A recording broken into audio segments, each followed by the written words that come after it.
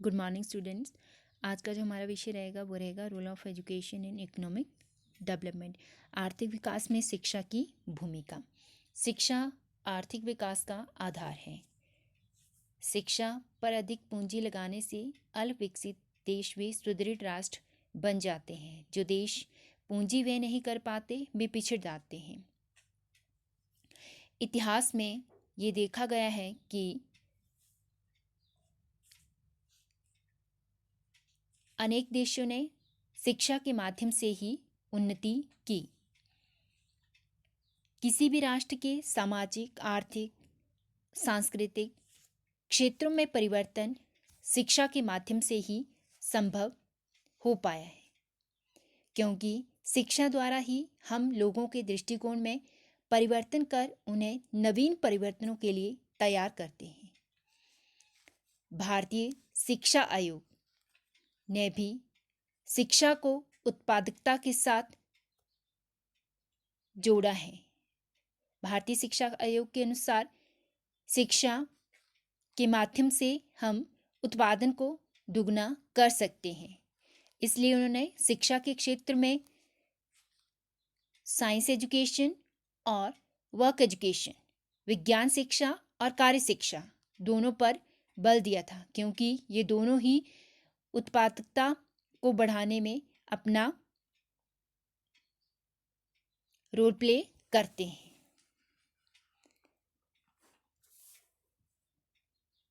मनुष्य की मानवीकरण करने वाली शिक्षा का प्राचीन काल से ही महत्वपूर्ण स्थान रहा है, क्योंकि इसे मुक्ति का साधन तथा मनुष्य का तीसरा नेत्र कहा जाता है। 18वीं शताब्दी के अंत में एडम स्मिथ ने आर्थिक विकास के क्षेत्र में शिक्षा के योगदान को स्वीकार किया था। आधुनिक युग में भी हम देखते हैं कि आज शिक्षा के माध्यम से ही हम हर एक क्षेत्र में उन्नति कर रहे हैं। शिक्षा हमारे जीवन में अपनी महत्वपूर्ण भूमिका निभाती है, क्योंकि शिक्षा के माध्यम से एक व्यक्ति में उन कौशलों का विकास किया जा सकता है जिससे वह गरीबी से छुटकारा पा सकता है और अपनी आय को बढ़ा सकता है। शिक्षा व्यक्ति में कार्य से संबंधित क्षमताओं को बढ़ाने के लिए और उत्पादकता को उच्च स्तर तक पहुंचाने के लिए अपनी भूमिका निभाती है। शिक्षा के माध्यम से हम उच्च साक्षरता दर, जनसंख्या नियंत्रण, संस्थानों की वृद्धि और समानता आदि संप्रत्यों अथवा धारणाओं को स्पष्ट कर सकते हैं। Role of education in daily life and betterment of society. शिक्षा की हमारे दैनिक जीवन में और समाज के कल्याण में क्या भूमिका है? Brings awareness in the society. समाज में जागरूकता लाना। Get rid of superstitious belief. अंधविश्वासों से छुटकारा दिलाना। Improvement in health, income and security. स्वास्थ्य, आय और सुरक्षा में सुधार। Develops a positive attitude in society. समाज में सकारात्मक अभिवृद्धि का विकास करना। Brings peace and prosperity. शांति और समृद्धता लाना। की टू सक्सेस और सफलता की कुंजी। Benefits of education. Education help to improve our society in many way. अनेक तरीकों से शिक्षा हमारे समाज में सुधार करती है। It reduce the poverty. गरीबी को कम करती है। It reduce the social injustice. सामाजिक असमानता को कम करती है। More awareness about our right. हमारे अधिकारों के बारे में जागरूक करती है। Improve economy of the country by increasing the income of individual. शिक्षा की आर्थिकी को बढ़ाती है, प्रति व्यक्ति आय में वृद्धि करके। मोर अपॉर्चुनिटीज फॉर जॉब्स के लिए भी अधिक अवसर उपलब्ध करवाती है अथवा नौकरी के लिए अधिक अवसर प्रदान करती है। लाइफ एक्सपेक्टेंसी, जीवन के प्रति उम्मीद जगाती है। People are aware about their duties, like they pay taxes to country which help to improve economy of country. लोगों को अपने कर्तव्यों के प्रति जागरूक करती है, जिसके द्वारा व्यक्ति अपने करों को समय पर उनका भुगतान करते हैं और देश की आर्थिक स्थिति को सुधारने में सहायता करते हैं। तो ये कुछ एक बेनिफिट्स हैं शिक्षा के। Role of education in economic development, शिक्षा किस तरह से आर्थिक विकास में भूमिका निभाती है। तो इसमें पहला जो हेडिंग रहेगा वो रहेगा एजुकेशन एज इंस्ट्रूमेंट, साधन के रूप में शिक्षा। शिक्षा आर्थिक विकास में साधन के रूप में महत्वपूर्ण कार्य करती है। शिक्षा आर्थिक विकास की आत्मा है। भारत में शिक्षा आर्थिक विकास की आत्मा माना गया है। भारत में अब शिक्षा में आर्थिक महत्व को पहचान लिया गया है।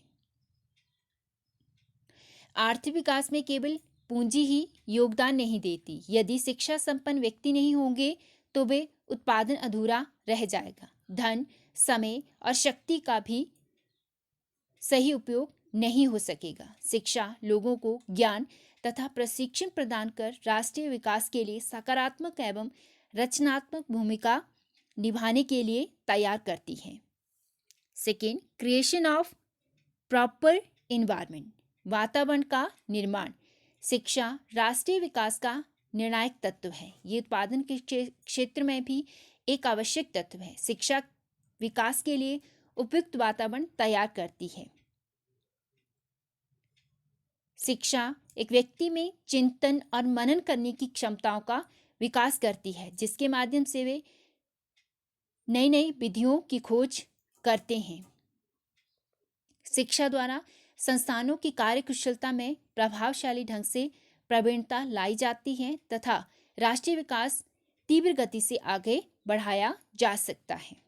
थर्ड, फॉर इंडिविजुअल प्रॉस्पेरिटी, व्यक्तिगत समृद्धि के लिए शिक्षा। शिक्षा विकास का साधन बनकर व्यक्तिगत आय में वृद्धि करने में सहायता प्रदान करती है। व्यक्ति शिक्षा प्राप्त करके किसी न किसी व्यवसाय में व्यस्त हो जाता है। एक शिक्षित व्यक्ति कभी भी बेरोजगार नहीं होता है। वे अपनी योग्यताओं एवं क्षमतानुसार उत्पादन करके अपनी आय को बढ़ा सकता है।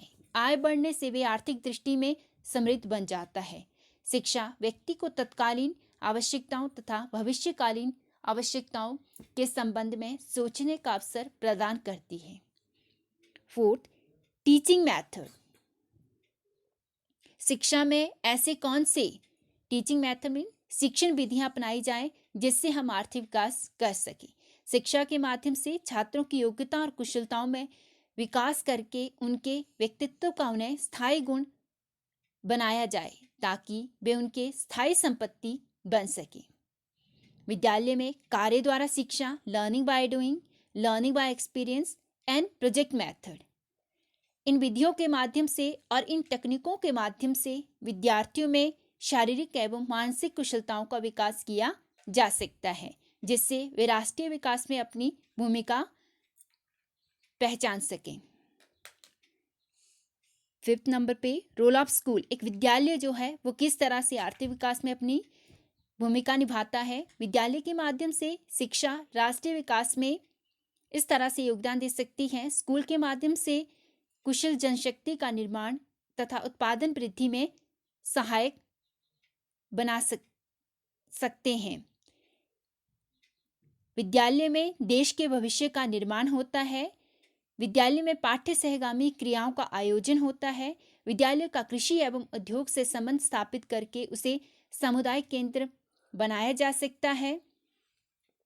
यहाँ अनौपचारिक, उद्देश्यपूर्ण अंशकालीन प्रौढ़ शिक्षा के कार्यक्रम आयोजित किए जा सकते हैं। तो इस तरह से एक विद्यालय जो है वो अपनी भूमिका निभा सकता है देश के आर्थिक विकास में। डिसिप्लिन, अनुशासन, कोई भी राष्ट्र अथवा देश तब तक विकास नहीं कर सकता जब तक उसके नागरिक अनुशासित नहीं होंगे। आज शिक्षा का उद्देश्य केवल ज्ञान देने तक ही सीमित नहीं है, बल्कि राष्ट्रीय विकास के लिए शिक्षा द्वारा छात्रों में अनुशासन की भावना विकसित करना है।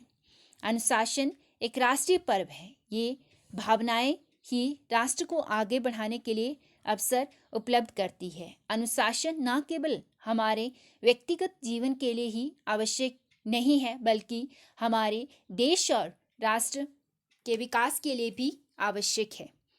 आर्थिक विकास में अनुशासन का बहुत अधिक महत्व है। स्टूडेंट्स, विद्यार्थी जो हैं वो किस तरह से राष्ट्रीय विकास में अपनी भूमिका निभा सकते हैं। आज का विद्यार्थी कल का नागरिक माना जाता है। वे राष्ट्र विकास की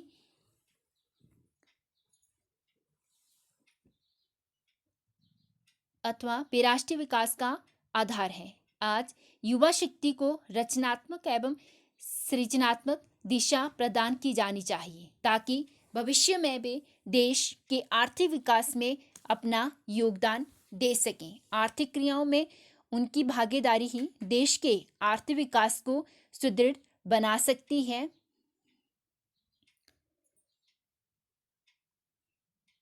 8 नंबर पे मोर एक्सपेंडिचर ऑन एजुकेशन, शिक्षा पर अधिक व्यय। आज शिक्षा को एक पूंजी के रूप में माना जाता है। वास्तव में इस पर किया गया व्यय कभी व्यर्थ नहीं जाता। इसलिए सरकार को अपना दायित्व समझकर अपने नागरिकों की शिक्षा पर अधिक से अधिक व्यय करना चाहिए। ये व्यय अधिकाधिक शिक्षा से संबंधित संस्थानों को खोलने की बजाय शिक्षा में गुणात्मक सुधार की दृष्टि से किया जाना चाहिए। अर्थात गुणात्मक शिक्षा का अर्थ है ऐसी शिक्षा जो विद्यार्थियों में क्षमताओं और कुशलताओं का विकास करे, जिससे वे आर्थिक विकास में अपना सहयोग दे सकें। रोल ऑफ टीचर, एक अध्यापक की आर्थिक विकास में भूमिका। इसमें कोई संदेह नहीं है कि अध्यापक राष्ट्र का निर्माता है। वह राष्ट्रीय आर्थिक विकास का महत्वपूर्ण साधन है। अध्यापक का ये कर्तव्य बनता है कि राष्ट्र के आर्थिक विकास में अपना योगदान दे। अध्यापक देश के आर्थिक विकास संबंधी सभी कार्यक्रमों में भाग लेकर देश के आर्थिक विकास को सुदृढ़ करने और बढ़ाने में अपना योगदान दे सकता है। अध्यापक विद्यार्थियों को भी देश के राष्ट्रीय विकास में अपना सहयोग देने के लिए अभिप्रेरित कर सकता है। तो इस तरह से हमने इस वीडियो में शिक्षा और आर्थिक विकास दोनों किस तरह से आपस में संबंधित हैं।